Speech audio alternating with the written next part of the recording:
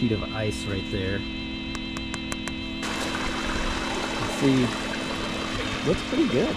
And it's funny the way alligators start off so kind of beautiful with that contrasting.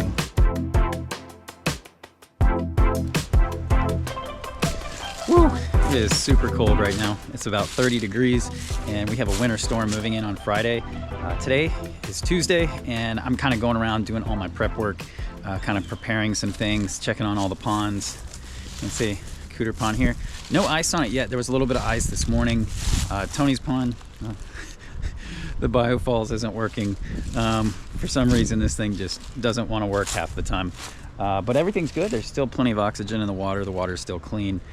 But just checking on everything, you know, before this cold weather. I've already pulled all the stuff that's sensitive to cold weather inside. So now it's just kind of going around, checking up on a few things, wondering if my palm trees are going to be okay. I'm going to just kind of go around the backyard and we'll kind of look. We'll see if anything is moving or can be seen, and just kind of checking on things that need to be checked on. Checking on. All right, so some of the stock tanks like this one, you can see there's a little sheet of ice right there. And this one has a snapping turtle in it. And he's actually quite comfortable down there at the bottom. But if it were to be, you know, sustained colder temperatures than, you know, 30s and 20s for too long, I probably would preemptively probably pull him out and just move him into another container, either in the building in the back or in the garage. The hatchling tub, you can see the water is nice and clear, got a layer of ice on it, and the hatchlings are actually doing quite fine. Let's see if we can even see one. It's kind of neat how you can see right through the ice. And this way, if there is a hatchling, you might be able to see it. And the water hyacinth is definitely not going to make it through this freeze, but I do like keeping it in there as some structure, so that they can kind of climb around, because they will move a little bit underneath the ice. And meanwhile, over here, this is the upper part of the Aquascape stream, and this is always running and flowing. It never freezes up. It'll get some ice around the edges of the parts that are still, but for the most part, this thing just kind of stays moving. Full of leaves right now. The leaf thing this year has been crazy. Typically, the leaves kind of fall in stages. You know, the different types of trees losing their leaves at different times, but we went from being warm for so long to cold all of a sudden. It was like all the leaves kind of fell all at once. You can see, looks pretty good. And then down there in the bottom, hard to see. Oh, you can see my reflection. Hi.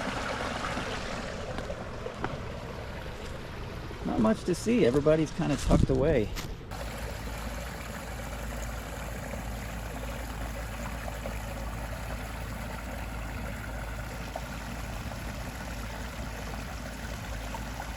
Time of year is definitely my least favorite.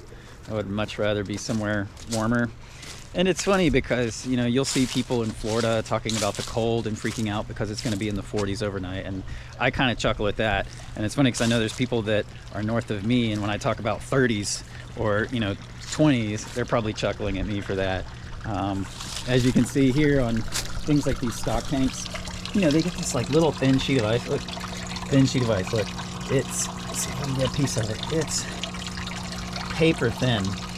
And that's pretty typical for what our winters are going to look like, is they'll get like a paper thin sheet of ice, you know, where the water's running over there, not going to be any ice. And, you know, the turtles will actually move around under here and be quite fine. And this is a typical winter for here in Atlanta.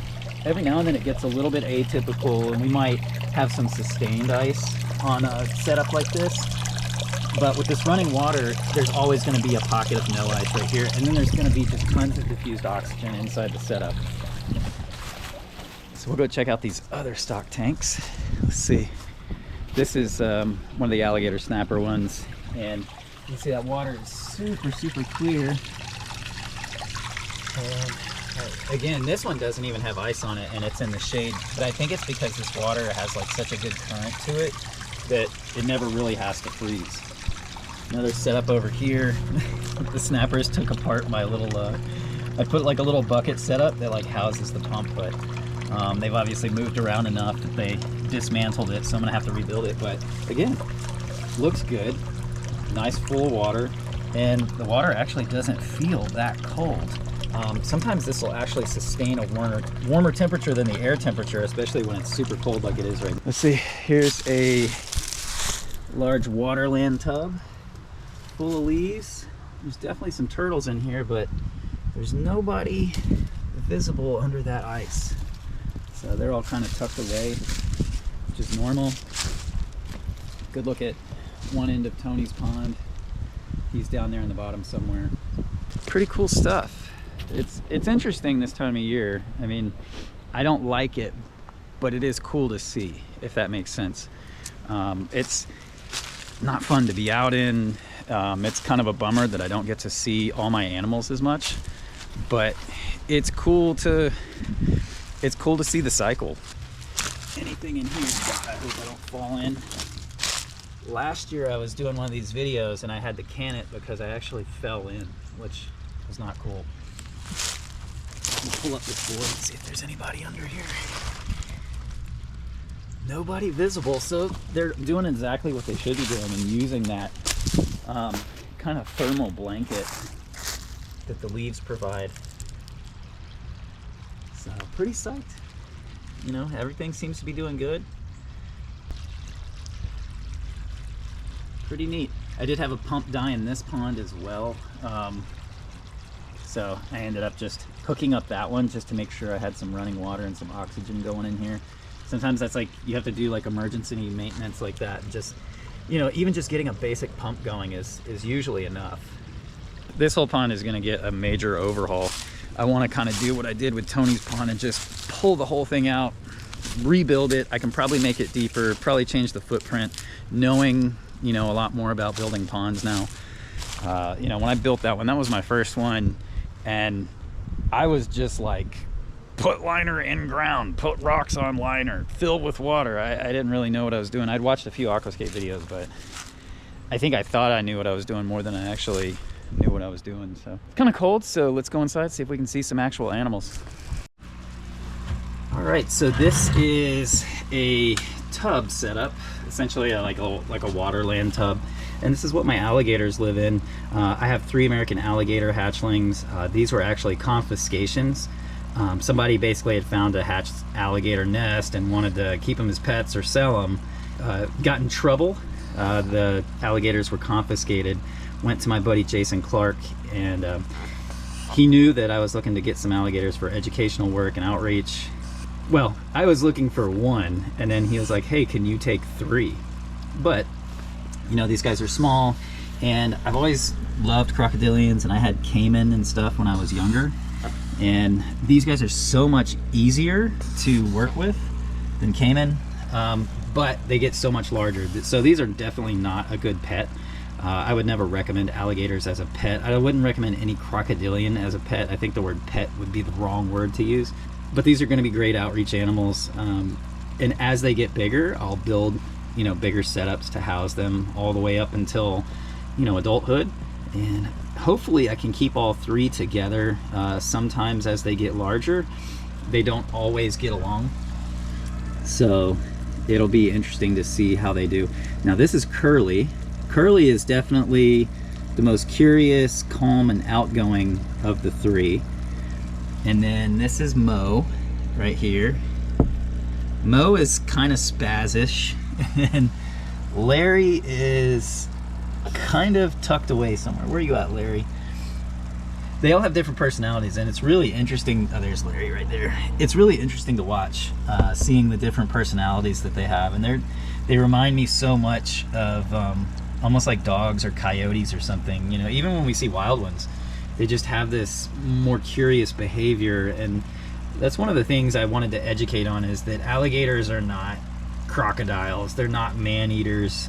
Most of the time when there's a conflict between people and alligators, it's because they've been fed and people have done something they shouldn't do. And, you know, alligators are essentially designed to eat small animals. They're not really, you know, they're not taking down things like deer and large animals frequently the way that, you know, crocodiles are.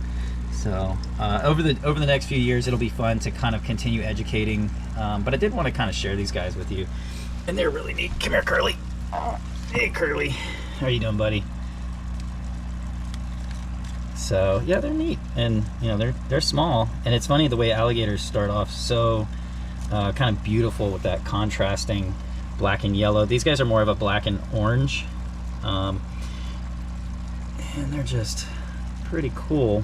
And this is Curly. Curly is the biggest of them and still under a foot long. Here you go, buddy. You wanna get back in there? Boop, boop, boop. So yeah, so this is their winter setup, and then in the summer they're gonna go outside, probably in that large waterland tub with a lid on it, like a locking lid. And you know, I love to get things outside. I think things do so much better outside, so I think it'll be good for these guys to kind of go through the winter in here and then go outside for that. So yeah, that's my alligators. Hopefully you guys enjoyed getting to see this stuff and getting to check out kind of what goes on here in the winter. I know it's a little bit of a boring video, but hopefully it's been at least a little bit informative, and you got to see these guys. So we will catch you guys on the next one. Say bye-bye. Bye-bye.